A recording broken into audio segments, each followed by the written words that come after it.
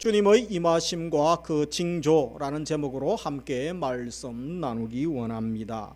이 사람들은 잠시 후에 자기에게 일어날 일들을 알지 못해서 사고를 당하거나 또 큰 어려움을 당하고 목숨을 잃기도 합니다.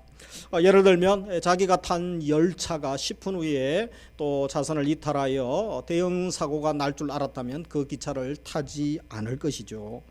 오늘 교통사고가 날 줄 안다면 그 차를 타지 않거나 또 그 길을 달리지 않을 것입니다. 그러나 우리는 모르기 때문에 사고를 당하거나 죽음을 당하게 되는 것입니다. 옛날에 백화점이 무너지고 또 한강 다리가 또 무너지는 그런 사고, 대형 사고들 때문에 많은 이들이 가슴 아파했던 적이 있습니다. 우리 일상 가운데 너무 견고하고 안전할 것 같고 무너지지 않을 것이라고 생각했는데 그 예상을 깨고 대참사가 또 일어나는 것입니다. 이처럼 사람들은 어떤 것을 감지하고 분별할 능력도 없고 또 대처할 능력도 없는 것입니다. 세상에서 안전한 장소, 안전한 것이 있다라고 영원히 오랫동안 안전할 것이 있다라고 생각하십니까? 먹거리가 얼마나 안전합니까? 우리의 볼거리들이 얼마나 또 안전하겠습니까? 집, 직장에 또 이렇게 보안업체의 위탁에서 관리한다고 그것이 뚫리지 않고 안전하겠습니까? 영원히 안전한 것은 없는 것입니다. 코로나 바이러스 이 하나만 해도 이 작은 바이러스 하나에 전 세계가 2년 동안 고생하며 벌벌 떨고 있는 것입니다. 9.11 테러 때 세계에서 가장 안전하다고 하는 이 펜타곤이 뚫렸죠. 그래서 무너져서 또 많은 인사사고가 있었습니다. 이 세상에 그 어떤 곳도 안전지대는 없다라고 할 수 있는 것입니다. 오늘 본문에서 우리는 예수님 사역하셨을 시대에 유대인들은 여기가 가장 안전하다라고 이 시대를 살고 있는 우리들처럼 생각했던 것이 있었습니다. 그것이 무엇입니까? 그들은 바로 성전이죠. 하나님의 성전은 망하지 않고 하나님의 성전이 있는 동안 우리는 안전할 거야. 적들로부터 지키시고 보호해 주실 거야. 그런 생각들을 가졌던 것이죠. 그러나 그 성전 또 그들이 살고 있는 그 땅 영원히 안전하지는 않았던 것입니다. 바로 우리 예수님께서 그것의 멸망, 파멸을 예고하고 계시기 때문인 것입니다. 우리가 이처럼 오해하는 것들이 많습니다. 유대인들처럼 우리도 복음에 대한 오해가 있다라는 것입니다. 기독교 복음과 구원을 오해하는 사람들 중에는 예수님 믿는 우리의 믿음이 마지막에 천국 티켓 따면 된다라고 그렇게 생각하는 수준의 사람들이 있습니다. 그래서 간혹 그렇게 일찍 예수 믿을 필요가 있습니까? 마지막에 천국 가기 문 닫히기 전에 그때 천국 티켓 따면 되지 않습니까? 이렇게 착각하는 사람이 있습니다. 예수님 믿는다고 고백하면 구원 받는다면 이 세상에서 즐길 것 좀 다 즐기고 제일 마지막에 막차 타고 나도 천국 가면 되지 않겠습니까? 이렇게 그릇된 생각을 하는 사람들 있습니다. 말도 안 되는 소리를 하는 것입니다. 그러나 예수님 믿는 것은 우리가 단지 천국 들어가는 티켓 따는 정도의 신앙이 아니라는 것입니다. 예수님을 나의 삶의 주인으로 받아들이고 예수님을 따르는 삶을 사는 것이라고 할 수 있습니다. 예수님의 십자가는 구원의 도리일 뿐 아니라 예수님을 믿고 이제 우리의 삶이 어떻게 달라져야 되는가, 어떻게 살아야 되는가 삶의 도리기도 하다라는 것을 잊지 말아야 되는 것입니다. 마찬가지로 종말에 있게 될 예수님의 심판과 구원이라는 것도 평소에는 공부하지 않고 놀다가 이제 기말고사 마지막 시험이 다가오면 한두 주 바짝 공부해서 그렇게 점수 좀 잘 나오면 되지 이렇게 생각하는 신앙은 위험하다라는 것입니다. 평소에는 학생들이 딴짓 실컷 하다가 마지막 시험 때 옛날 선배들의 어떤 시험 문제 소위 족보라고 하죠. 그것을 좀 구해가지고 그렇게 점수 잘 따면 되지 결과만 좋으면 되지 신앙생활이 그렇지는 않다는 것입니다.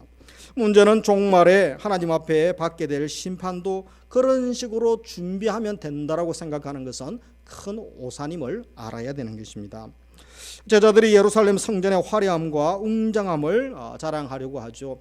그때 우리 예수님께서 24장 초반 1, 2절에 보면 성전 건물을 가리켜 성전의 완전 파괴를 말씀합니다. 그래서 지난주에 살폈던 것처럼 2절에 보면 돌 하나도 돌 위에 남지 않고 다 무너뜨려지리라. 그래서 그 여러 사람이 들어야 될 그 돌들 다 무너지게 될 것이다.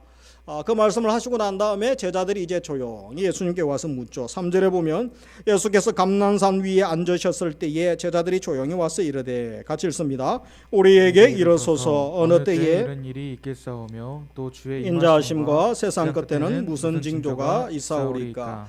그래서 제자들이 두 가지 질문을 하게 됩니다. 한 가지는 언제 이런 일이 있습니까? 이 종말의 때가 언제입니까? 그 질문이죠. 그리고 두 번째, 주의 임하심과 세상 끝 종말의 징조가 무엇입니까? 라는 질문을 합니다. 주님의 임하심, 파루시아라고 하죠. 이것은 신약 성경에 24번 사용되어집니다. 그리고 또 께서 하나님 나라를 완성하시기 위하여 세상 마지막에 영광스럽게 임재하신다라는 말이죠. 그래서 이 임하심이라는 단어는 재림, 다시 오심, 그런 의미로 해석되어지기도 합니다. 신약 성경 여러 곳에 사용되어지죠. 그래서 데살로니가전서 4장 15절에 보면 주께서 강림하실 때까지 우리 살아남아 있는 자는 자보다 결코 앞서지 못하리라. 야고보서 5장 7절에 보면 그러므로 형제들아 주께서 강림하시기까지 길이 참으라. 8절 주의 강림이 가까우니라. 그래서 이 제자들은 지금 주님의 임하심과 세상 끝을 서로 연관하여 생각하고 질문하고 있는 것을 보게 됩니다. 이들은 주님의 오심은 곧 세상 끝 종말이다라는 생각을 가졌던 것입니다. 이 생각은 그들만의 생각이 아니었습니다. 그 당시에 유대 랍비들은 어떤 생각을 했습니까?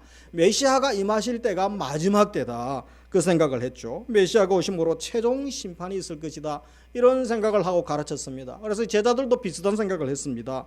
메시아이신 예수님께서 예루살렘 멸망을 예언하고 계시자 자기들이 살고 있는 이 동시대에 예수님께서 이제 다시 오시겠구나, 그래서 그런 예수님의 다시 오심, 그러나 또 마지막 심판을 선포하시는 것으로 생각하고 있었던 것입니다.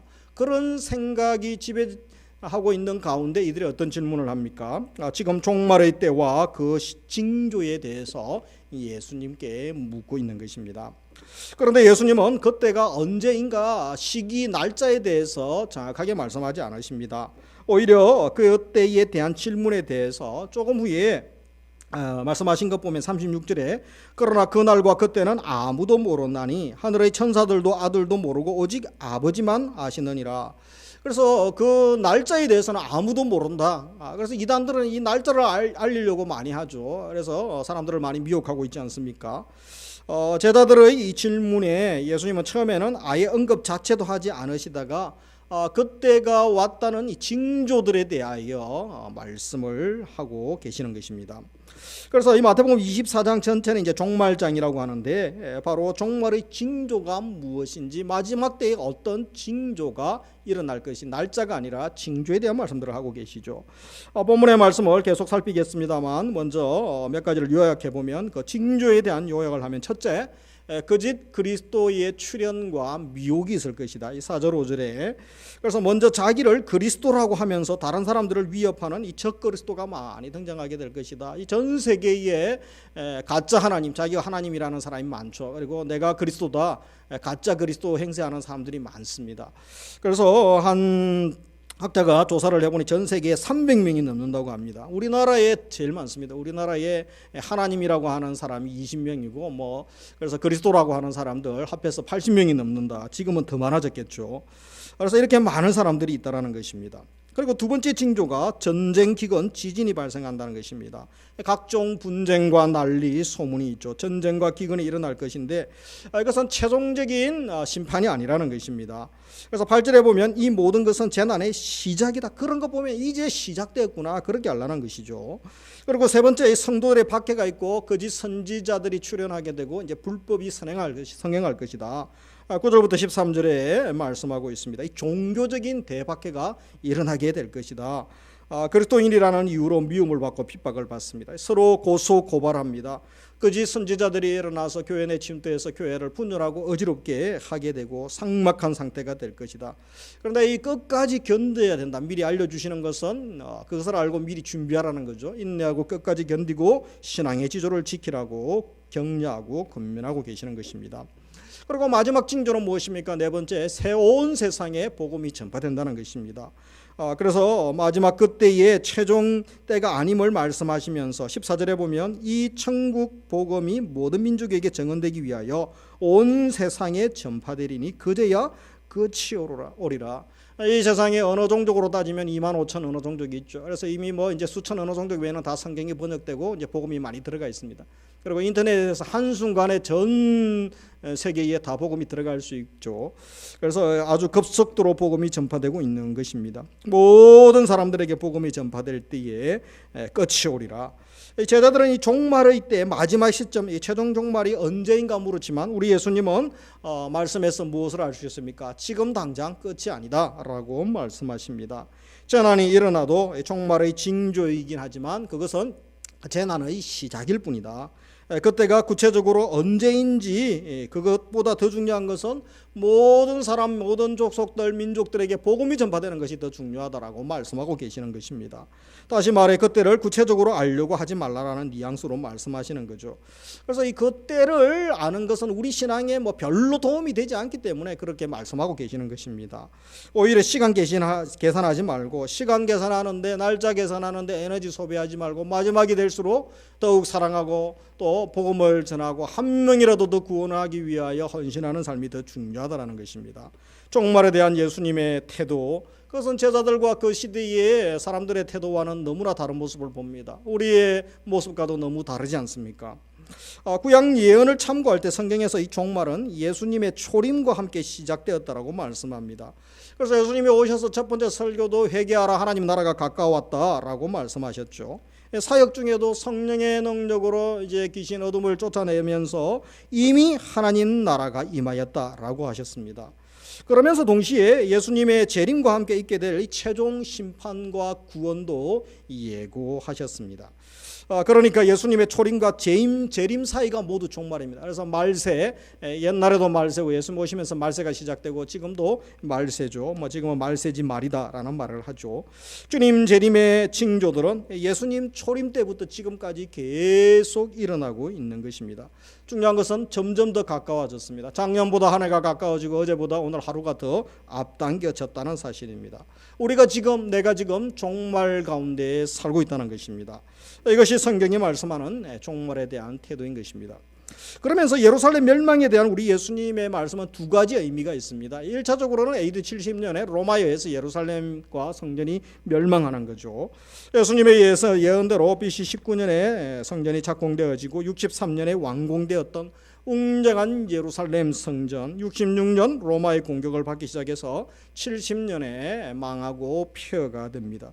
그 힘들게 지었던 80년의 공사들, 그 값비싼 대리석들은 다 로마로 가져가죠. 그리고 그 지었던 사람들이 다 포로가 되어서 로마의 노예가 되어서 그 돌들을 옮기지 않습니까? 콜로세움 광장을 짓습니다. 그리고 콜로세움 광장이 나중에 베드로 성장 짓는데 또 대리석 다 가져가지 않습니까? 계속해서 그런 모습들을 보게 되는 거죠. 그런데 그때가 최종 종말이 아니었습니다.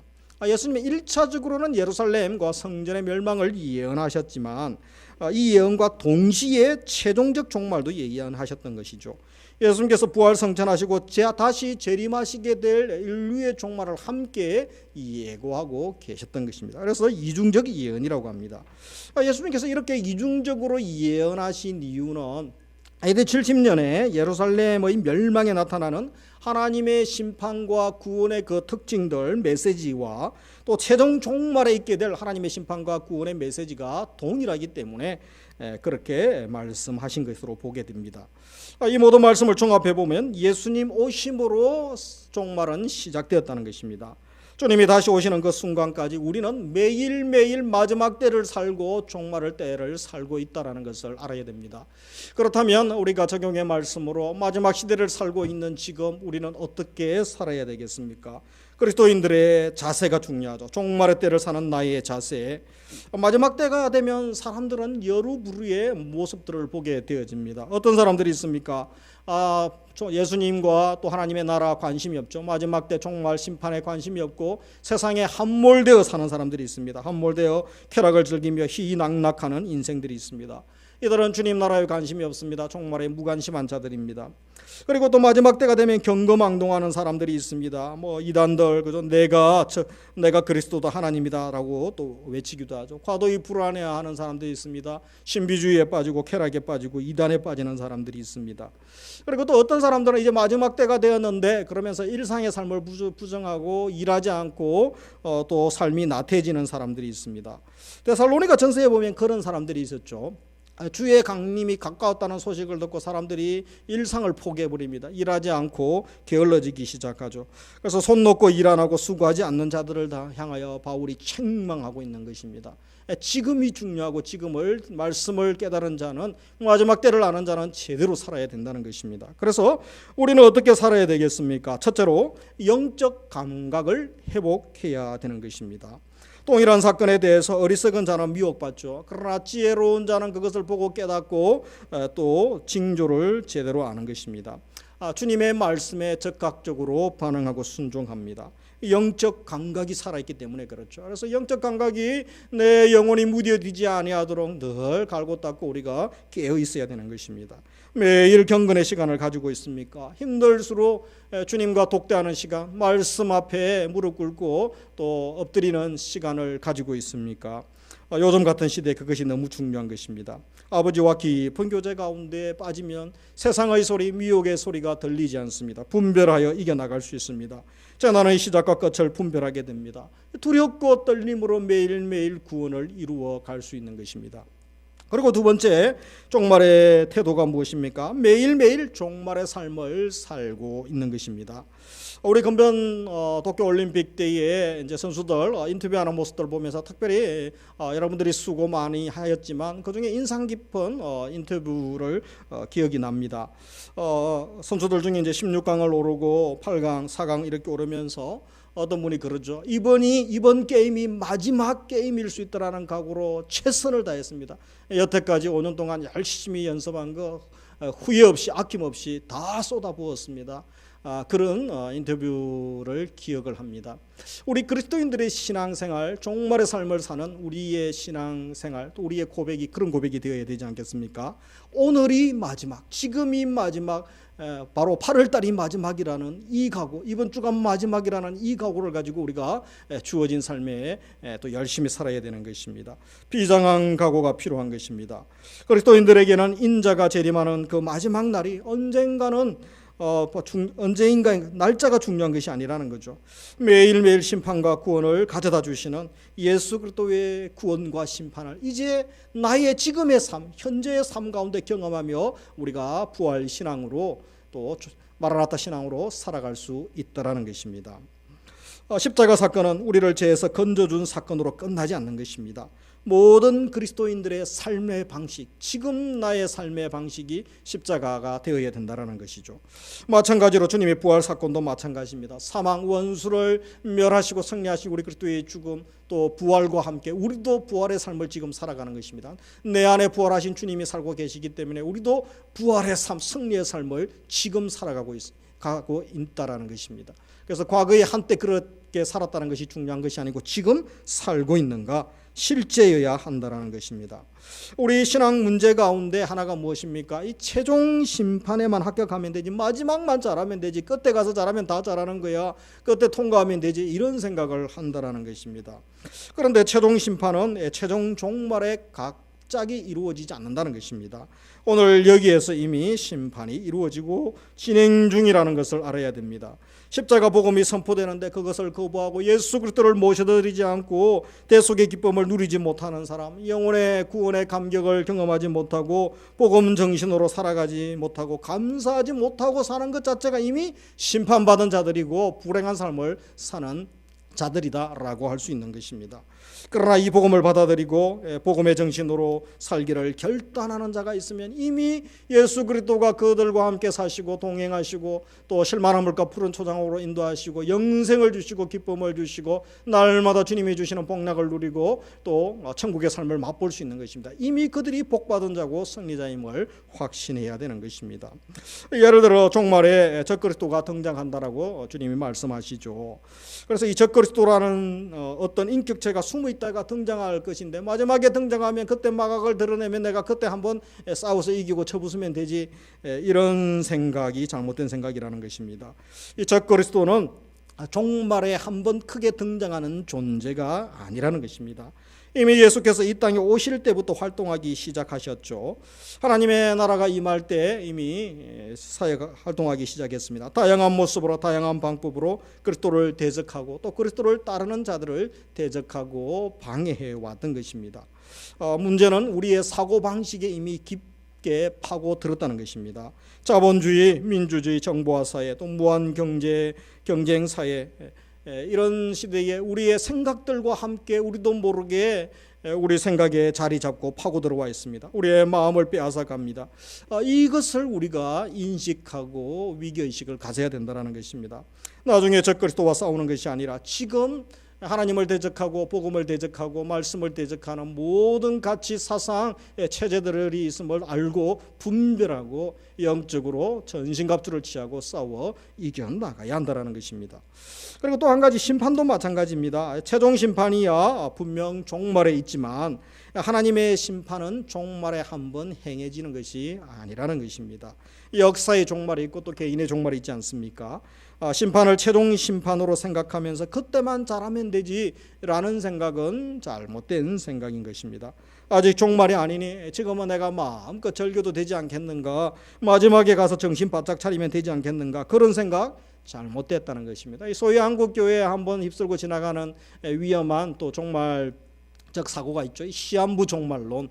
그래서 많은 이단들이 계속 날짜를 정해서 사람들을 미혹하고 가정을 파괴하고 나라를 어지럽게 하지 않았습니까? 그래서 하나님은 일부러 종말의 날짜에 대하여 말씀해 주지 않으셨습니다. 우리 신앙에 아무런 도움이 되지 않기 때문에 그랬던 것입니다. 중요한 것은 지금이죠. 지금이 중요합니다. 복음이 선포되고 십자가 복음이 선포되는 지금 내가 어떤 선택을 하는가, 매 순간이 중요하고 매 순간 결정이 중요하다는 것입니다. 복음을 거절하고 예수님 거절한 인생은 참 기쁨, 평강, 자유, 영생을 누리지 못합니다. 불안자절 허무 가운데 살고 결국은 최종 심판대 앞에 설 것인데 그들이 이미 심판받은 자임을 알아야 되는 것입니다. 그러므로 매일매일을 소중히 여기고 매 순간 마지막 때임을 알고 종말의 삶을 제대로 사는, 말씀대로 살아가는 지혜를 주시기를 원합니다. 말씀을 맺습니다. 오늘 없이 내일 없습니다. 오늘이 힘들지만, 지금 힘들지만 우리가 오늘 말씀을 다시 한번 기억하면서 우리의 삶의 현장에서 제대로 바르게 잘 살아야 하겠습니다. 지금 잘 살아야 된다는 것입니다. 코로나 끝나면, 이 폭염 끝나면 그것이 아니죠.